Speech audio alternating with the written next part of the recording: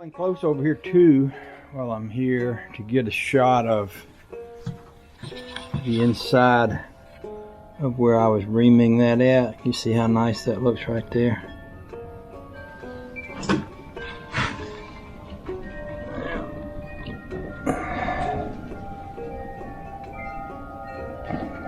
Okay, so this piston is about to come out.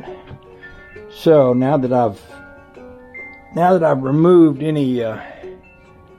any burrs or anything that could damage the rings when it comes out, I'm gonna flip it over, loosen the nuts on the bottom, slide that out.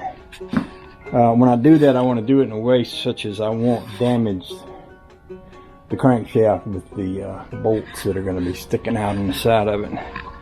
Let's see where I can put y'all. Probably need a better way of attaching you to something that I haven't quite figured out yet, but I'm working on it. Let's try. This might work.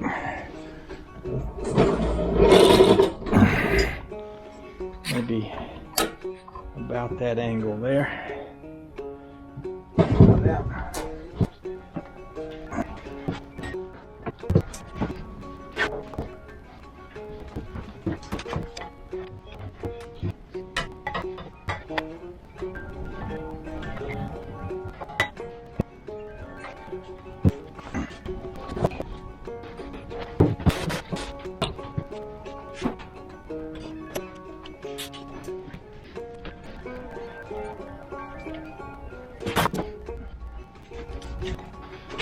I'm going to get me a little bag to put these nuts in. I want to keep them separate from everything else.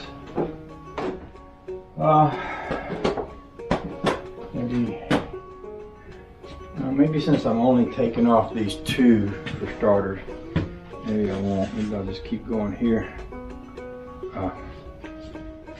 and put these nuts right back on this as soon as I get this out. So I put my oil pan nut somewhere the other day, and then was like later on thinking, where is it? I didn't find it. Might be in the pocket of this vest here. Just so while y'all are watching me, I'm going to put this rod nut right here.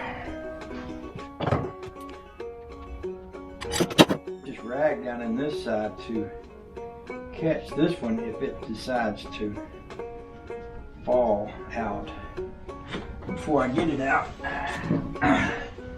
so that I can push it out with a magnet without having to go way down in the mechanicals there. Okay, now the discovery begins. I'm going to ease this cap off of here. I might need a little tap rinse for it.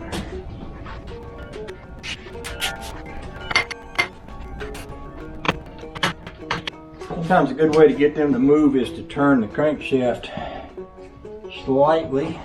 I can do that. Because as that starts to lift up on where that piston is, will sometimes lift that cap up off of there.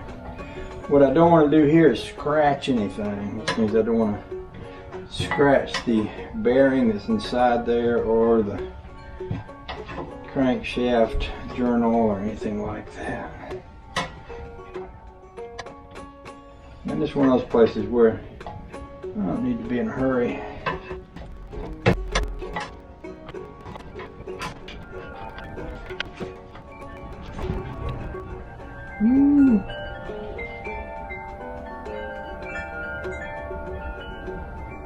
That looks pretty. Let's take off my oily glove so that we can have a look at that together. I'll set you down. I'll set this bearing down here while I go over there and take pictures or shoot pictures or whatever.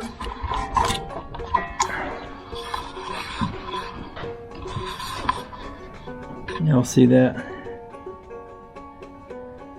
It looks nice. It don't look bad at all. And this bearing, that looks nice too.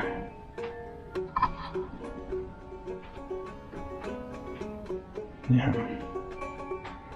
not bad at all. Alright. So I'm gonna get a piece of hose and slide over these two bolts right here. I'll put y'all back on the chair for that part. Y'all don't need an up close and personal view of that, I don't think.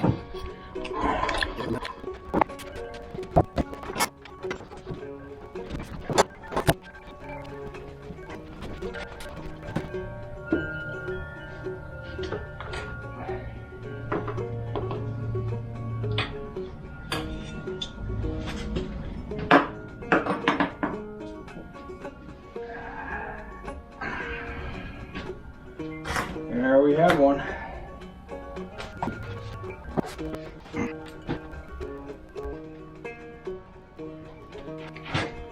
think that crankshaft looks nice, I think. Now we've got some numbers on here. CLE VITE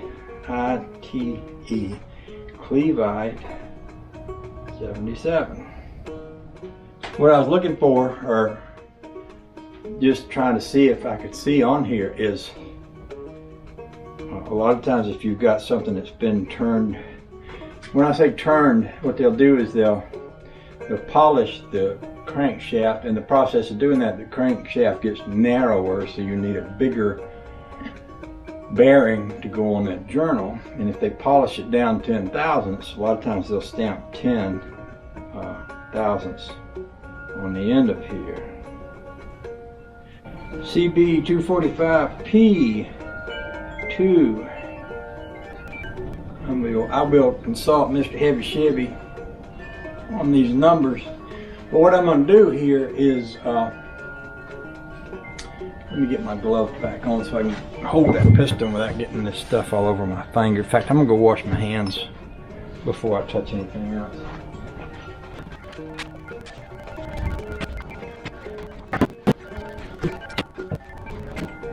So what is that just fell out of there?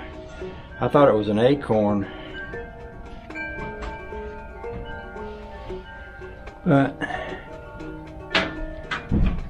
maybe it is an acorn. One thing about anytime you got an old motor laying around, sometimes a squirrel or something will come inside and start storing his stuff. So that's a 13, and this one that came out was an 11. And I want to see the piston hole, but I also want to look at the piston rings on the one that just came out. I don't think that's bad looking at all.